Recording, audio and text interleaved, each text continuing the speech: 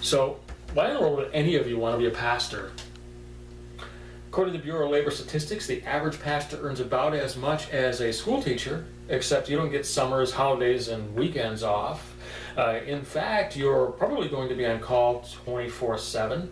You and your family are going to be under a microscope from the type of car that you drive, the type of house that you live in, the kind of clothes that you wear, the type of movies that you go see, to the restaurants you eat at, even to the items that are in your grocery cart will come under scrutiny. You see, people hold pastors and their families to a higher level. They expect them to be without issues, folks, but let's face it, we all have issues. Look, being a pastor is not something that we choose to do, it's something that we are called to do. A good question to ask yourself: am I where God wants me to be right now? Very complex question with a very simple answer, and the answer is yes. You are exactly where God wants you to be right now. If you are a follower of Christ, He has you where He needs you to be. You need to listen for that next step of where He wants you to go. Let me give you an example of that. I'm a credentialed pastor with Mennonite USA. No, I don't drive a horse and buggy. The Amish broke off from the Mennonites many, many years ago. But I didn't start out that way. I started out July 13th, 2008 with a calling from God, and I felt that calling was to be a pastor. My very first job with a church that I didn't even go to at the time was cleaning the basketball court. When they saw what a great job I did in the basketball court, they asked me to volunteer to vacuum the sanctuary before and after services. Well, then I graduated up to cleaning the bathrooms and even cleaning the preschool. Was I honoring God in every single one of those things? Yes, I was. Was that my calling? Yes, it was at the time. Did I know that there was something more? Yes. But was I honoring God with the things that I was doing? Yes. It wasn't long when I saw a posting to be an intern. I answered that post, applied, never thought I would get it, but I was awarded a one-year internship, which led into a 2-year residency program after that, where I became a pastor in training. After the pastor in training, I was awarded and credentialed as a chaplain, which got me involved in many different ministries and many different fields of what a pastor actually does without being a pastor. Until the denomination finally had asked me, Chuck, look, you've already become a teacher, you've already become a leader, you've had your own small group, you're leading the small group leaders. I think it's time that we find out if it's your calling to be a pastor. It turns out it was, and they had credentialed me to be a pastor, and I received those credentials, but you know, life changes after that. I thought, great, I made it, I'm at my destination, I'm at the pulpit. God showed me it was just the beginning. I wasn't at the pulpit. In fact, God showed me where He wanted me to be, and that was outside the church. I found myself preaching in a biker bar on Sunday mornings to anyone who would listen. Yes, that's right. What I thought was going to be a nice shiny pulpit turned into be a very non-paying and very low-paying position of spreading the good news of Jesus Christ. Am I blessed? Yes, I am. Was it my calling? Yes, I am.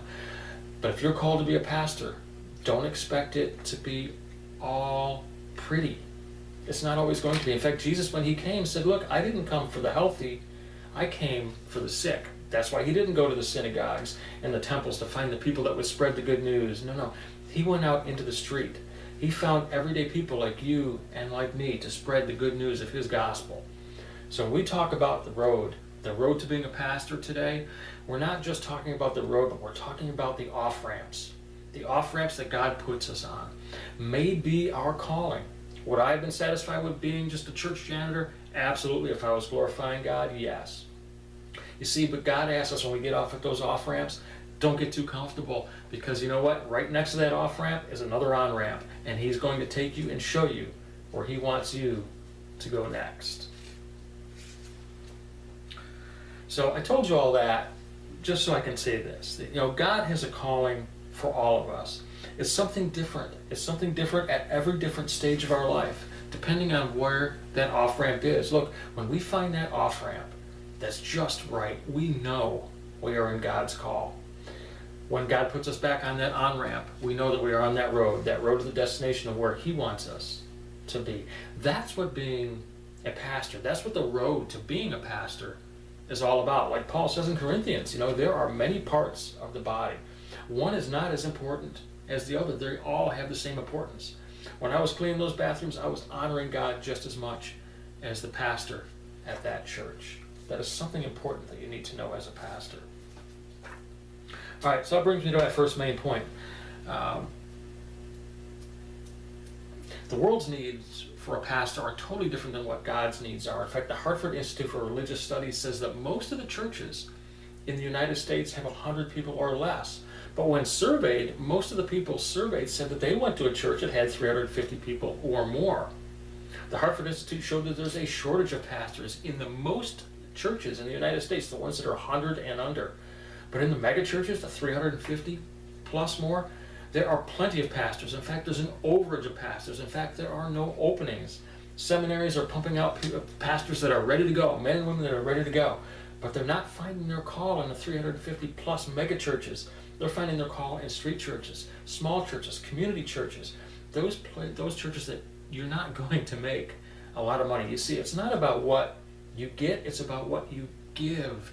It's about the passion, it's about the calling of being a pastor. In fact, we don't build our treasures here on heaven or here on earth. We build our treasures in heaven. And that's what being a pastor is all about.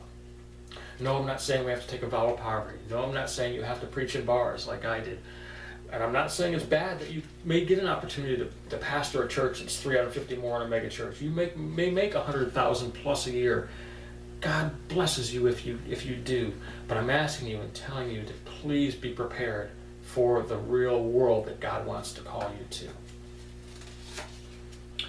Okay, so let's talk about the rewards outweighing the challenges. You know, the rewards of what I talked about are those treasures in heaven. In fact, Jesus said in Matthew 6:19 that, you know, don't build your treasures here on earth where moth and rust destroy. Build your treasures in heaven where moth and rust do not destroy. So what is so important? Why are our treasures in heaven so important? Jesus made those important because he felt that as we build our treasures in heaven, where our treasure is, there our heart will be. If our treasure is here doing something else in our career, that's where our heart's going to be. If our treasure is in our checkbook or our investments, that's where our heart is going to be. Jesus wants our heart to be pointed toward heaven. So let me tell you the benefits of building those treasures in heaven, doing the things here on earth that God wants us to do. You see, because when we get to heaven, we're going to be able to take those treasures, Jesus calls them crowns, and we're going to be able to lay that treasure at Jesus' feet. So when God asks us that question, what have you done with my son Jesus? We can say, we've done this. And we can present those crowns that we did, those rewards that we should have got here on earth, that we saved for heaven. And we're going to lay those at Jesus' feet to say thank you. Thank you for your sacrifice. I sacrificed my life just as you sacrificed your life for us. That's what it's about being a pastor. That's what it's about teaching others about as being a pastor. It's not about self-gain. It's about giving, not about taking, and not about receiving. In closing, I want to give you a parable that Jesus gave us about exactly what I'm talking about, exactly what it means to be a pastor. Jesus said a master went away for a long time. He found 3 of his servants, and according to their ability, he gave one 5 talents of money, he gave another 2 talents, and he gave another 1. When the master returned, the one that had 5 talents was so excited, he said, Master, I took your 5 talents, and I earned you 5 more, here's 10. The master says, well done, good and faithful servant, come and share in your master's happiness. The one that had 2 came running up to the master, Master, you gave me 2, I've got you 2 more, I made 4, and the master's excited and gives him the same response. And then he looks at the one that he gave 1 to, and there's no excitement. He dug it up out of the ground and gave it back to the master. Said, Master, I know you're a hard master. I know that you reap where you did not sow. So I was afraid and I buried the talent you gave me. Folks, don't bury the talent that God gives you. If he's calling you to an off-ramp or he's calling you to all the way to the end of that road, don't bury the talent God gave you. You want to hear those words, well done, good and faithful servant. God bless you and good luck at being a pastor.